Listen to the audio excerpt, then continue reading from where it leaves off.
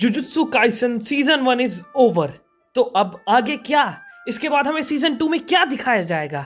तो आज का ये वीडियो इसी पर है। तो जब जुजुत्सु काइसन का सीजन 1 एंड हुआ, हमारे पास ढेर सारे क्वेश्चन थे, लाइक आखिर who is Geto, what is the back story of Gojo, और आखिर शिबुया में क्या होने वाला है जिसे गेटो ने एपिसोड नंबर 21 में मेंशन किया था, एंड मेनी मोर। अगर जुजुत्सु काइसन की मांगा की बात करें तो उसमें अभी तक 151 चैप्टर्स हैं और जो एनिमे है उसमें 24 एपिसोड्स, जिसने टोटल मांगा के 63 चैप्टर्स को कवर किया है।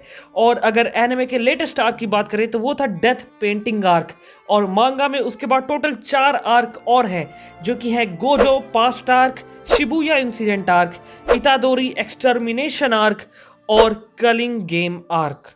तो आज का ये जो वीडियो है ये मेनली फोकस करेगा हमारे मांगा के अगले 2 आर्क पर, जो कि है गोजोस पास्ट आर्क और शिबुया इंसिडेंट आर्क। अगर बात करें गोजोस पास्ट आर्क की तो तुम लोगों को नाम से ही पता चल गया होगा कि इसमें हमें गोजो के पास्ट के बारे में बताया जाएगा, और जो शिबुया इंसिडेंट आर्क है इसमें हमें एनिमे के लेटेस्ट आर्क के बाद की स्टोरी बताई जाएगी। तो आज का ये जो वीडियो है ये इन्हीं दोनों आर्क पर एक छोटा सा डिटेल्ड वीडियो है। तो आगे बढ़ने से पहले मैं तुम लोगों को एक स्पॉइलर वार्निंग देना चाहता हूं, क्योंकि इसमें हम इन दोनों आर्क के बारे में डिस्कस करेंगे। तो अगर तुम बस एक एनिमे ओनली फैन हो तो तुम ये वीडियो यहीं पर छोड़ दो, क्योंकि आगे इसमें मांगा से रिलेटेड काफी सारे स्पॉइलर हैं जो कि सीजन 2 में होंगे। So this video can spoil you. तो बढ़ते हैं आगे इस वीडियो की ओर। तो सबसे पहले स्टार्ट करते हैं हम गोजोस पास्ट आर्क से। तो ये जो आर्क है ये स्टार्ट होता है मांगा के चैप्टर 65 से और चलता है till chapter 79 with covering over 15 chapters. और इस कहानी की स्टोरी जो है वो सेट है ईयर 2007 में, जब हमें 2 दोस्तों की स्टोरी दिखाई जाती है जो कि हैं Satoru Gojo and Suguru Geto. In simple words ये हरामी मानुस और हमारे गोजो भाई साहब जिगरी दोस्त हुआ करते थे, और साथ ही साथ उन्हें उस टाइम का स्ट्रॉन्गेस्ट जुजुत्सु सॉर्सरर कहा जाता था।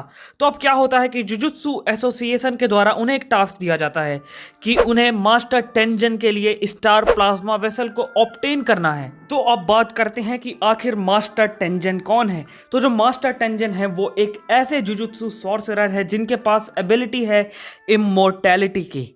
इन सिंपल वर्ड्स वो मर नहीं सकते, वो अमर हैं। लेकिन अब दिक्कत ये आती है कि वो तो अमर है लेकिन उनकी जो एजिंग प्रोसेस है वो होती रहती है, और इसीलिए एक ऐसा टाइम आता है जब उन्हें अपनी बॉडी बदलनी होती है, और उसी बॉडी को वो कहते हैं स्टार प्लाज्मा वेसल, जो कि इस बार थी रिको अमानाई। और जो गोजो और गेटो थे उनका काम उसी बॉडी को ऑब्टेन करना होता है। लेकिन उन दोनों का काम उतना आसान भी नहीं होता, क्योंकि यहाँ पर कुछ ऐसी एसोसिएशंस थी जो कि रिको अमानाई को अलग अलग मोटिव्स के कारण मारना चाहती थी, और यहीं पर एंट्री होती है हमारे इस आर्क के विलन की। मेरा मतलब इस आर्क के विलन फुशिगुरो की। अब रुको, मेरा मतलब इस फुशिगुरो से नहीं जिसे हम जानते हैं, बल्कि इसके फादर टोजी फुशिगुरो, जो कि एक ऐसी एसोसिएशन के लिए काम करते थे जिसका मकसद था रिको अमानाई को मारना, क्योंकि वो सिर्फ प्योर मास्टर टेंजन की बॉडी को प्रेस करते थे और वो नहीं चाहते थे कि मास्टर टेंजन किसी और बॉडी के साथ मिक्स हो। और यहीं पर लड़ाई होती है गोजो और गेटो की फुशिगुरो के साथ, जहां पर गोजो और गेटो रिको अमानाई को बचाना चाहते थे, वहीं टोजी फुशिगुरो रिको अमानाई को मारना, और वो इस काम में सफल भी हो जाते हैं और रिको अमानाई को वो मार देते हैं। फिर उसके बाद किसी तरह गोजो टोजी को हराने में कामयाब हो जाता है, लेकिन फिर उसके बाद हमें गेटो की असली मोटिवेशन पता चलती है कि वो असल में हर एक नॉन सॉर्सरर से नफरत करता था, और वो ये चाहता था कि इस दुनिया में सिर्फ वो लोग रहें जिनके पास सॉर्सरर पावर है।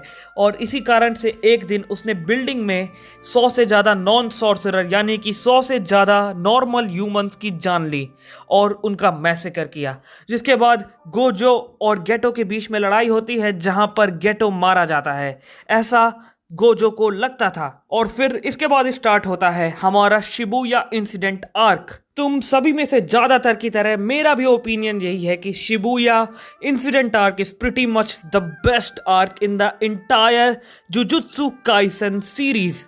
और ये जो पूरा आर्क है ये टेक प्लेस ही होता है सिर्फ और सिर्फ सातोरू गोजो को हराने के लिए। कॉज गेटो और उसकी जो पूरी टीम है उनके लिए जो सबसे बड़ी मुसीबत है वो है सातोरू गोजो, जो कि इस दुनिया का करंट सबसे स्ट्रॉन्गेस्ट जुजुत्सु सॉर्सरर है।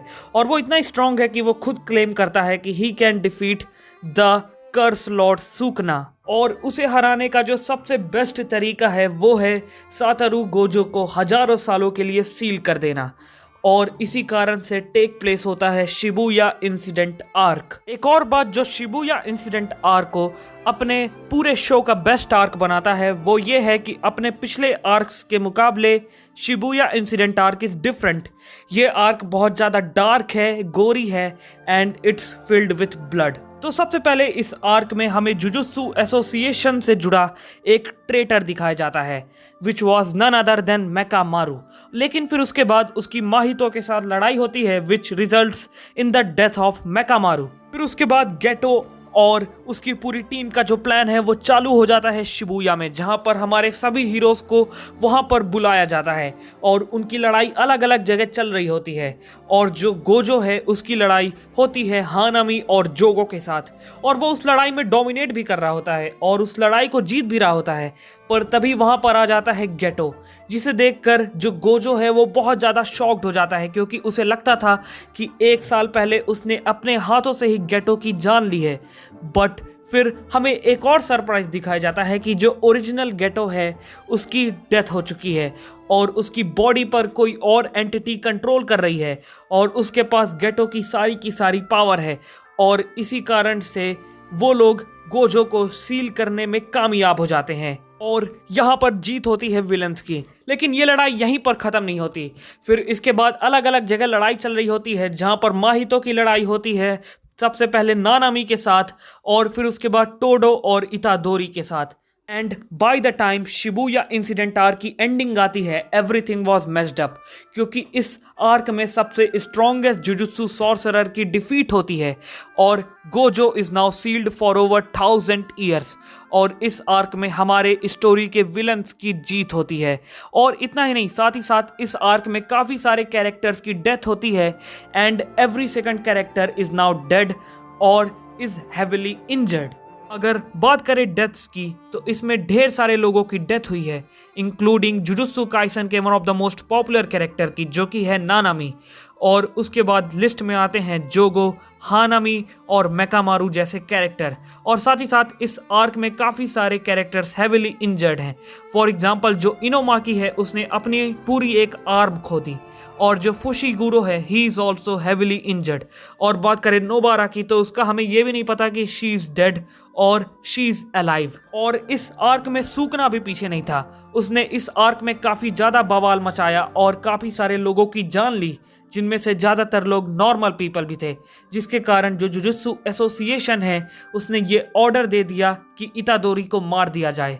और फिर इसके बाद की स्टोरी हमें मांगा में दिखाई गई है इसके अगले आर्क में, जो कि है इतादोरी extermination arc. And this arc continued in the most depressing way possible. तो गाइज आज के लिए बस इतना ही। तो मैंने इस वीडियो में वो सब कुछ कवर कर दिया है जो कि हमें जुजुत्सु काइसन के सीजन 1 के बाद दिखाया जाएगा, और मैं जुजुत्सु काइसन पे और भी वीडियो बनाऊंगा। तो फिर मेरे इस चैनल को सब्सक्राइब करके रख देना, और अगर ये वीडियो पसंद आया हो तो इस वीडियो को लाइक कर देना और इस वीडियो को शेयर भी कर देना। जल्दी मिलते हैं नए वीडियोस के साथ, तब तक के लिए रहो स्टे ट्यून्ड।